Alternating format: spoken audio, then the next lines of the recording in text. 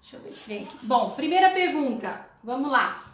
Estou tentando mudar, acabar com as minhas crenças, mas elas voltam. O que fazer?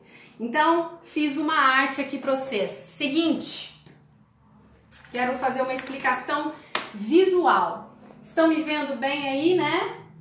Talvez não tão muito de perto, mas essa arte é só para que eu possa exemplificar melhor, tá bom? Respondendo a essa pergunta é o seguinte: quando a gente cria uma crença, ou seja, tudo aquilo que a gente acredita a partir das repetições que a gente recebe nos estímulos no ambiente ou através do impacto emocional, é como se, de uma forma muito simples aqui, tá, minha gente, a gente ativasse dois neurônios. Aqui é uma sinapse, tá? E esse escuro aqui é como se fosse o caminho. Toda vez que a gente, por exemplo, a gente fala uma crença, não mereço ser feliz, ou a gente se comporta de acordo com essa crença, é como se só o fato de eu pensar, o fato de eu falar, eu reforço essa conexão onde os dois neurônios foram ativados no momento em que foi criado essa crença. Se eu mostro esse objeto para uma criança e digo para ela que isso é uma caneta,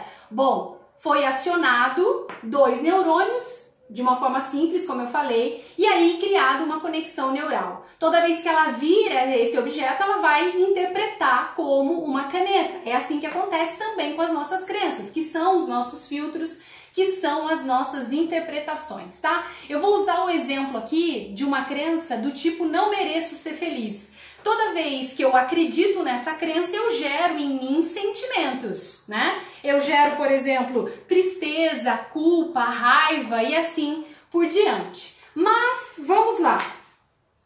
Aí eu faço uma técnica, como a Camila me ensinou, que, por exemplo, é a técnica do elástico. Estou aqui com uma pulseira que eu usei durante muito tempo, em 2015, 14, 15, para reprogramação de crenças que eu tinha de não conseguir cobrar pelos meus serviços. Ou você pode ter, então, uma pulseira plástica e de elástico ou aqueles elásticos de dinheiro. Camila, que absurdo! Você vai se machucar? Olha só, minha gente. De uma forma muito científica também, a gente cria uma neuroassociação. Se todas as vezes que eu colocar a mão no ferro, ou uma vez, serve uma vez de eu colocar a minha mão no ferro e aquele ferro me queima, eu gero uma neuroassociação. Quando eu faço isso conscientemente, como por exemplo essa técnica do elástico, eu passo a dar um novo sinal para o meu cérebro do tipo, eu tenho que me afastar desse pensamento. Eu tenho que me afastar desse comportamento. Isso aqui está me gerando desconforto. Então a nossa mente ela tende a nos distanciar de tudo que causa desconforto e que faz com que a gente gaste energia, e ela quer se aproximar do que é prazeroso. É assim que a gente funciona, né? Se eu aplicar essa técnica para qualquer que seja a minha crença limitante, através do que eu penso, do que eu comunico, de como eu me comporto, eu em pouco tempo, foi assim comigo, minha gente, quando eu tinha aquela síndrome da freira, que eu me sentia culpada toda vez que eu passava um preço do meu serviço, e quando eu olho para isso eu falo, meu Deus, como é que eu pude fazer isso? Sim, para mim era uma grande verdade, era o meu filtro, a minha neuroassociação, então, era muito forte, a minha crença, esse caminho neural era muito forte. No momento em que eu faço uma aplicação de uma técnica, eu estou trazendo o exemplo da técnica do elástico, simples assim, né? E faço a substituição dessa crença, ao invés de eu repetir, não mereço ser feliz, e passo a então substituir ao mereço ser feliz, eu começo a criar uma outra sinapse, um novo caminho neural. Isso quer dizer que esse primeiro foi excluído? Não! Quando você me faz essa pergunta, elas voltam, porque aí vem o outro pulo, um grande pulo do gato aí. Qual é o ambiente que você tem se inserido? Se no ambiente que você tá, você tem ouvido muito julgamento, muito não merecimento, muita reclamação, os estímulos estão fortes nesse ambiente, por mais que você aplique técnicas de reprogramação, ela vai tender a voltar. Por quê? Olha só. Eu começo um novo caminho neural, certo? Mereço ser feliz. Só que no momento em que eu estou inserido num estímulo que reforça aquela minha outra crença, O que que acontece? Opa! Aqui eu estou dizendo de um ambiente com julgamentos, reclamações, falando do não merecimento de um ser humano, aquela crença começa a se reforçar novamente. Aquela crença que eu tinha de não merecimento. Por isso é que ela volta. A gente não pode, quando a gente trata, por exemplo, a questão de prosperidade financeira, a gente não acha que a gente não precisa vigiar os nossos pensamentos, sentimento, comunicação e comportamento, que é o PEC do método Descrençar. A gente precisa vigiar o tempo todo. Então não é que ele foi embora de vez. A gente precisa manter esse novo caminho neural, que no começo é um pouco mais frágil e simples, mas quanto mais eu reforço essa nova crença, portanto fortalecedora, mais ela tende a ficar enraizada e forte. Se eu demorei 10, 20, 30 anos para reprogramar uma crença de merecimento, eu preciso estar muito vigilante para essa nova crença fortalecedora, porque senão eu reforço o mesmo caminho neural, tá claro? Então, vigie, pelo amor de Deus, vigie o seu PEC, vigie o tempo todo o que você pensa, o que você diz, o que você sente, como você se comporta. Você precisa fazer isso por você, beleza? Tá respondido? Vamos ao próximo. Aqui. Essa é uma outra pergunta que também consegui fazer uma arte aqui. Quando você é culpada das frustrações do outro ou tem uma vida, aí eu não entendi, se tem uma vida onde procura saída. Vamos lá. Eu posso ter um dedo apontado para mim o tempo todo. Eu não controlo isso. Eu não controlo o que o outro vai apontar em relação aos conteúdos da Camila, o que se pensa sobre mim. Eu não controlo o que o outro tá em relação à minha imagem, ao meu trabalho, como ele tem me culpado, como ele tem se sentido frustrado. Isso eu não consigo controlar, né? Agora, se eu acredito que eu sou culpada, é uma crença.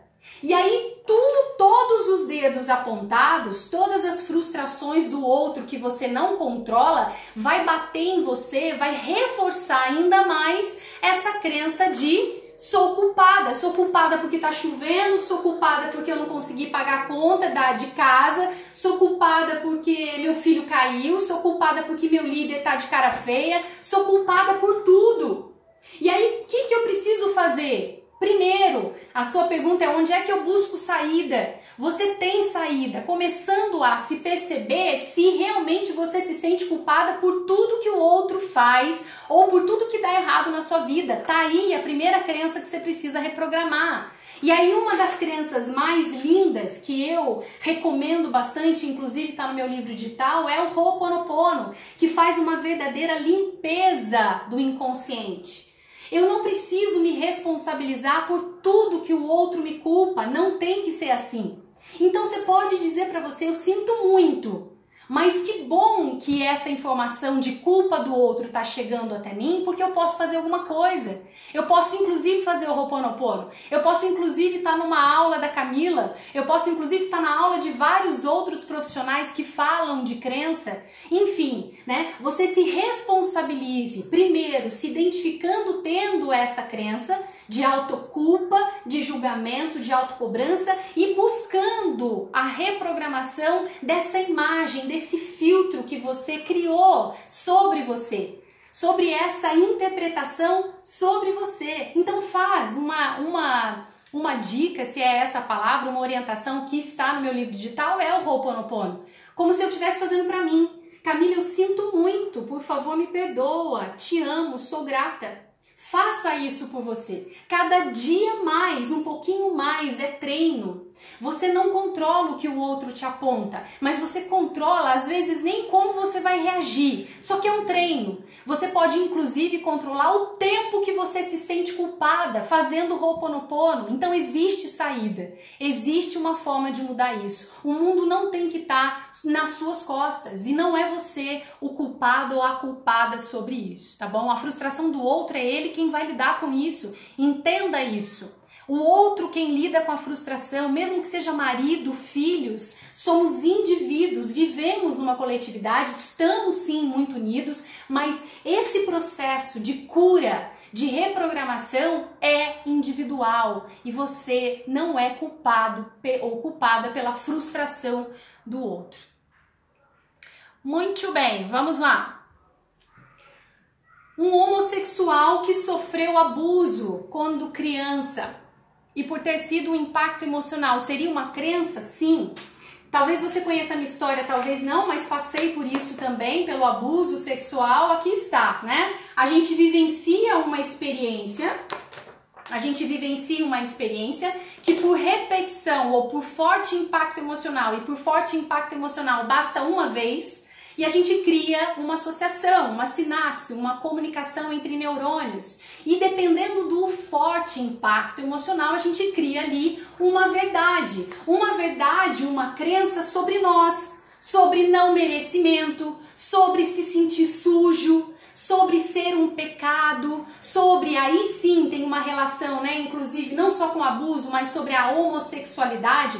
Talvez talvez eu deveria falar de forma separada, mas respondendo a sua pergunta quanto ao abuso e a crença, se houve repetição ou se houve impacto emocional, basta uma experiência, dependendo de como eu interpretei isso, aquele momento, aquela cena, seja ela qual for, criou uma dor, criou uma conexão, criou uma verdade. E essa verdade faz com que eu interprete as relações, faz com que eu interprete a mim mesmo, faz com que eu interprete o sexo, a sexualidade e qualquer outra coisa, né? E aí, nessa dor que eu sei bem, provavelmente se é uma dor, já passei por uma dor muito parecida, eu sugeri nessa live para você, primeiro, faça uma carta que eu chamo dentro do programa de carta devolvendo ao outro. E aí eu posso escutar dezenas de pessoas me dizendo, mas Camila, isso é entregar culpa, é julgar, é responsabilizar. Nesse momento é só uma técnica de limpeza emocional também.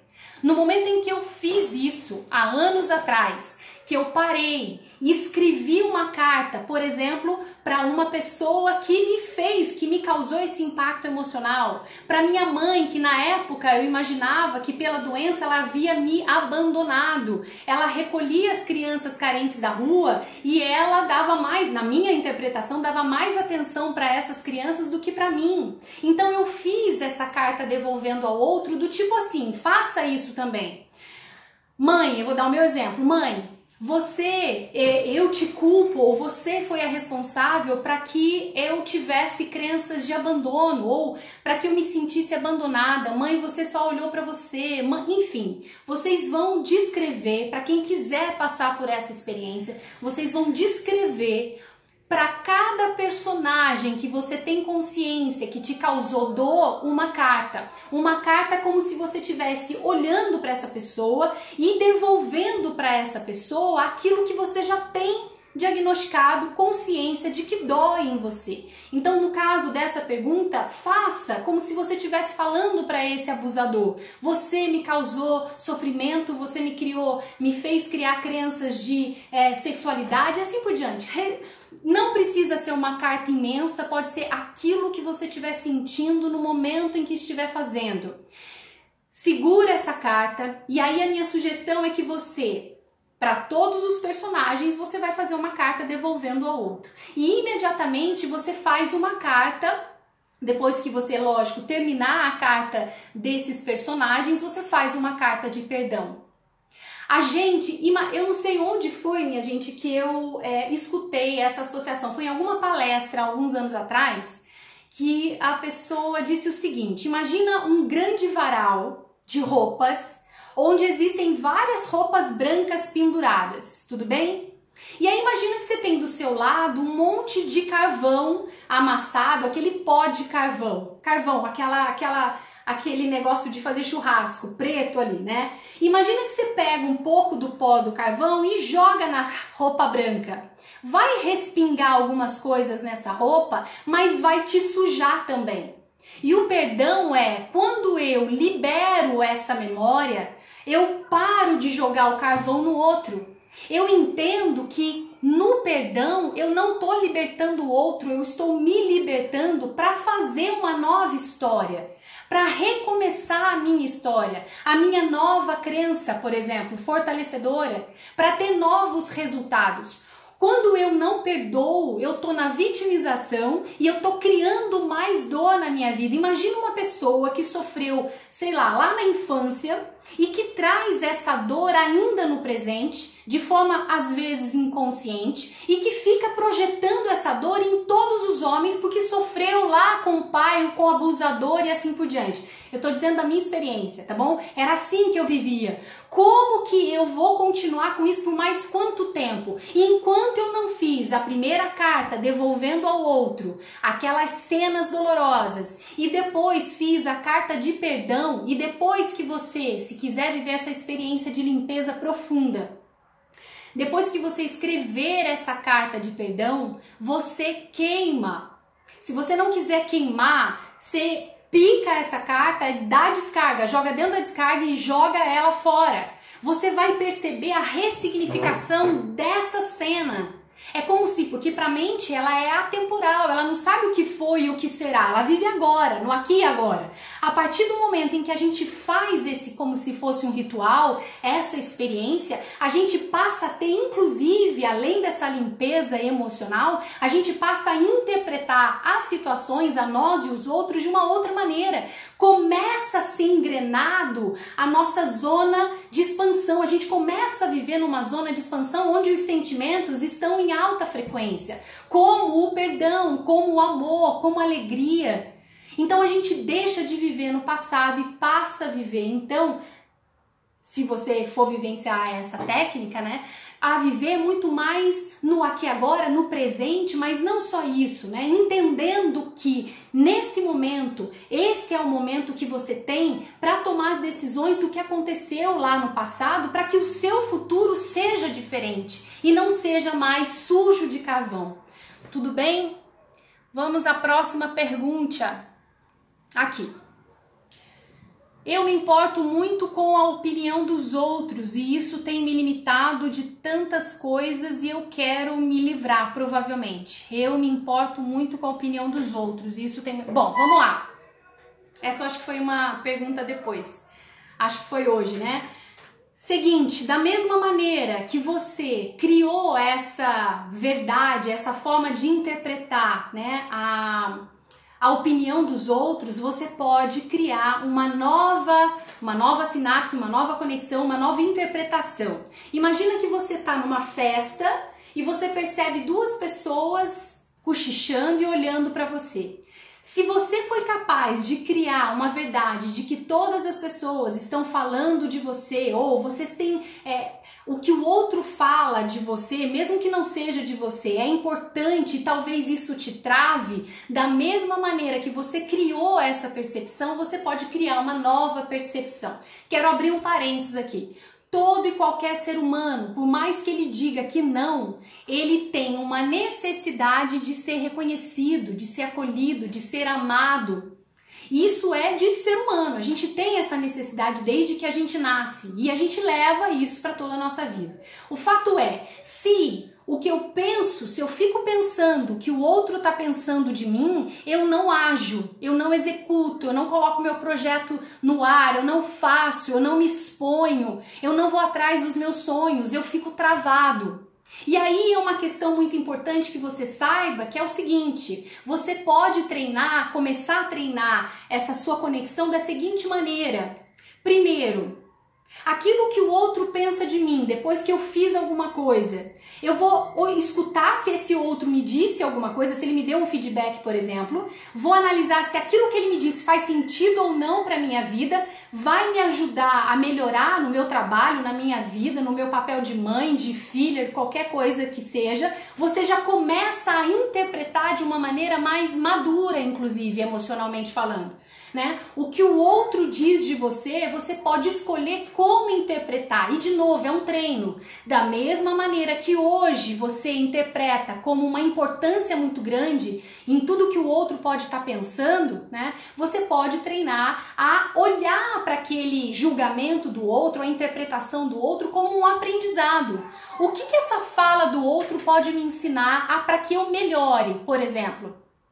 Essa é uma nova interpretação. Como um treino, né? Agora, uma outra coisa importante, o que o outro está pensando de mim, eu não tenho controle também. Assim como eu respondi a primeira pergunta, eu não tenho controle sobre o que o outro pensa ou diz sobre mim. Agora, eu quero te fazer uma pergunta. O que é que você pensa sobre você? Você se coloca num papel de importância, seja lá no seu trabalho, na sua família, nas suas relações? Quando você passa a entender o seu valor, aceitar o seu valor, e aí tem reprogramações de crenças, né? Quanto mais baixa a minha autoconfiança, maior a minha preocupação com o que o outro me interpreta, como o outro me interpreta, o que o outro diz de mim. Quanto mais eu elevo a minha autoconfiança, menos é importante esse apontamento do outro. Essa é uma pergunta que eu quero te fazer, então. O que você pensa sobre você? Você se dá esse valor? Você se põe num papel de valor para a sociedade, para a família, assim por diante? Se importar com o que o outro pensa, se esse outro é importante para você, tá tudo bem. Agora, quando ele trava, quando eu não ajo, quando eu não executo, aí é uma questão de reprogramação.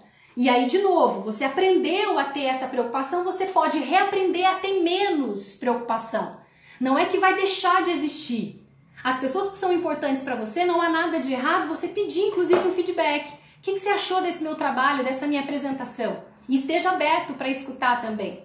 Agora, um outro ponto importante nessa pergunta é o seguinte: o que o outro pensa diz muito mais sobre ele do que você. Tenha essa consciência. O que o outro fala tem mais a ver com o que ele está dizendo, das projeções dele, da sombra dele. Aí a gente pode ir muito mais profundamente, mas não é o caso aqui. Muito mais a ver com ele e não com você. Os pensamentos desse outro vão afetar a esse outro, não a você.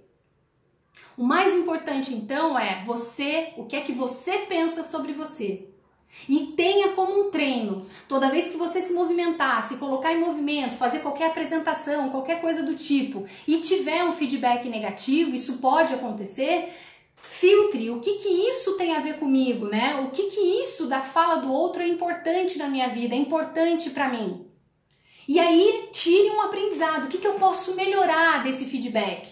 É um treino, resumindo, é um treino diário. A gente tem a necessidade de ser aceito, e a gente pode treinar cada vez mais, se preocupar menos com essa impressão, com esse pensamento do outro, que eu não tenho controle sobre ele, como eu já disse. Eu tenho um controle sobre como eu reajo a isso. Às vezes nem como eu reajo, mas o tempo em que eu vou ficar pensando sobre isso, mal sobre o feedback do outro e assim por diante. Tudo bem, minha gente? Vamos a mais uma pergunta. Camila, como eu identifico uma crença limitante? Muito bem.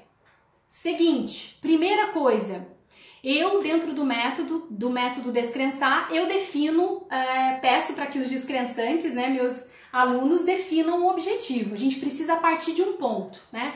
Quais são as macro-áreas que você pode escolher uma macro-área para definir o seu objetivo primeiro, tá?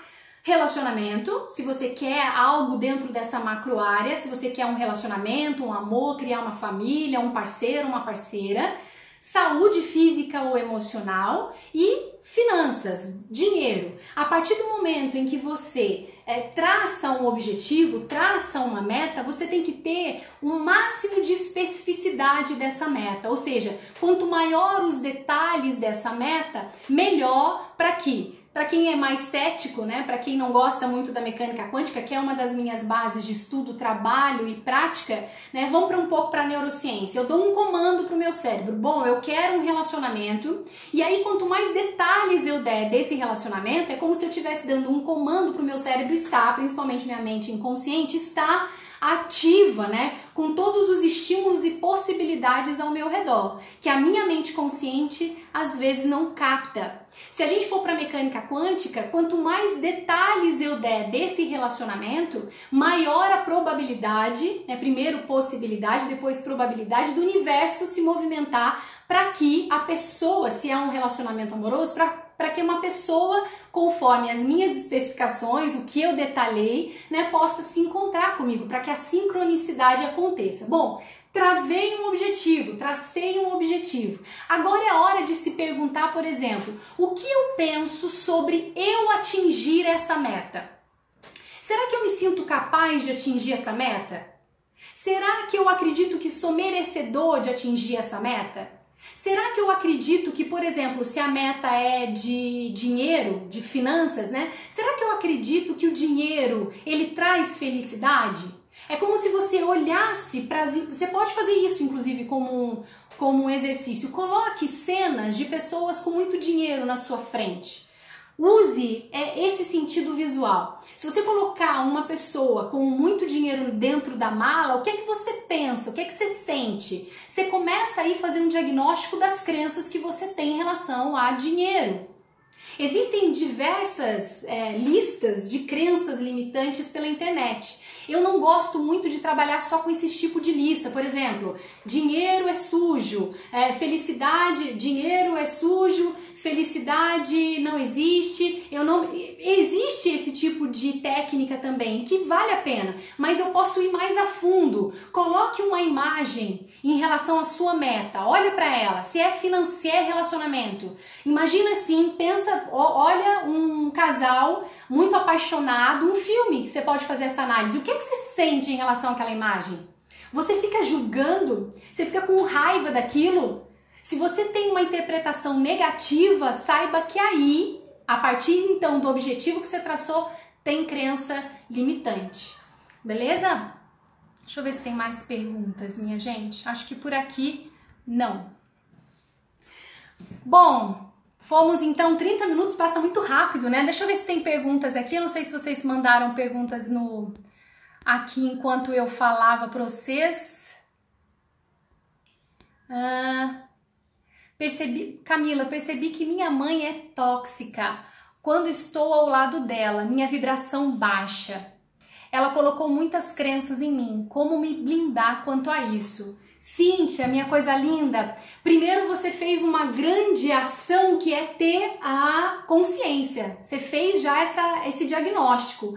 E para que uma reprogramação de crença aconteça, o passo mais desafiador é ter essa clareza que você teve. Então já se reforce só por isso. Você já teve essa clareza, né? Aí a gente pode ir para um outro ponto que é o que essa mãe tem para te ensinar? O que será que essa mãe tem que ainda bate em você, que ainda é projetado em você como um grande termômetro que você precisa trabalhar e se curar? Porque olha só, qualquer que seja o estímulo, qualquer que seja o ser humano, qualquer que seja o outro, se ele bate algo em você, tem algo que mexe com você negativamente, tem algo que precisa ser curado.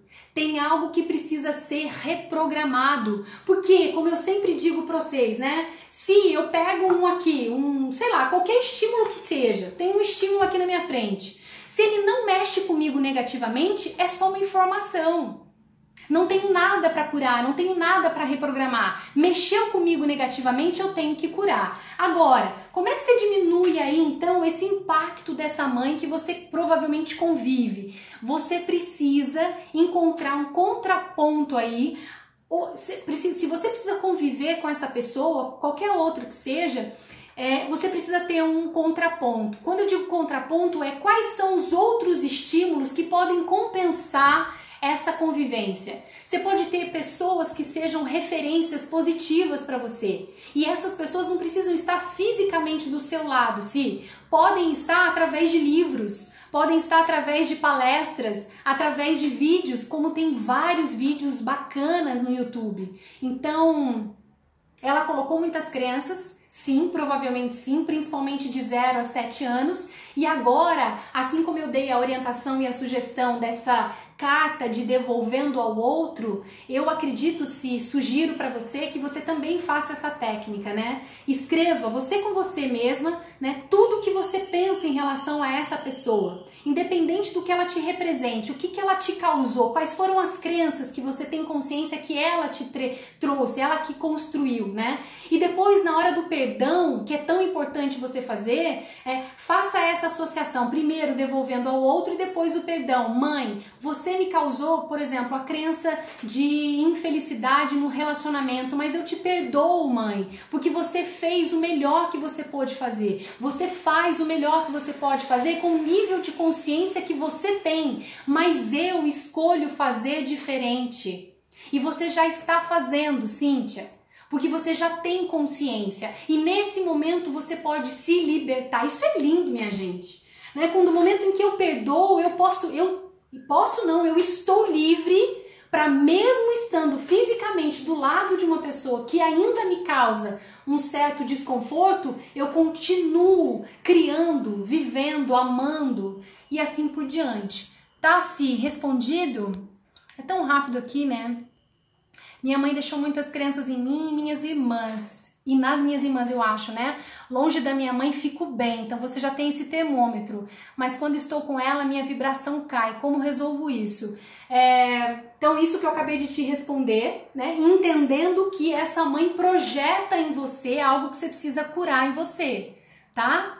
E ela faz, e ela é o melhor que ela pode ser. Porque se ela tivesse uma consciência, por exemplo, que você tem hoje, só por isso você já tem que agradecer. Por essa consciência que você tem hoje. Porque se ela tivesse essa consciência, ela provavelmente não faria o que faz.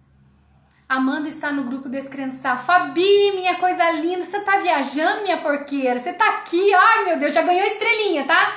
Super indico, linda, coisa linda. Quero muito, sim, vai ser um prazer ter você no grupo, viu? Vamos lá, se as pessoas sonhassem o que o Ho'oponopono...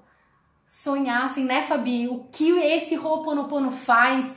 E aí as pessoas começam a fazer o Ho'oponopono e aí começam a surgir muitas coisas para serem curadas e libertadas, né? E as pessoas param. Só o fato de surgir situações para serem curadas já é motivo de continuar fazendo o Ho'oponopono, de fazer a limpeza, de perceber que a gente começa a não julgar o outro, a se responsabilizar, a ficar mais presente e consciente para os próprios pensamentos. O Ho'oponopono parece simples, mas é libertador. Deixa eu ver se tem mais. Amo você, Fabi, de todo o meu coração, minha bichinha. Está sentindo?